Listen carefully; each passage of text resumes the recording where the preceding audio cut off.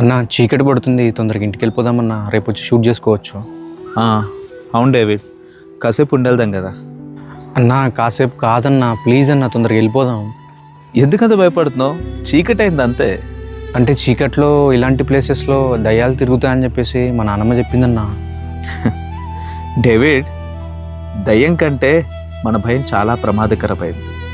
నిన్ను చంపే శక్తి దయ్యానికి లేదు, కానీ దయ్యాన్ని గూర్చిన భయానికి ఉంది.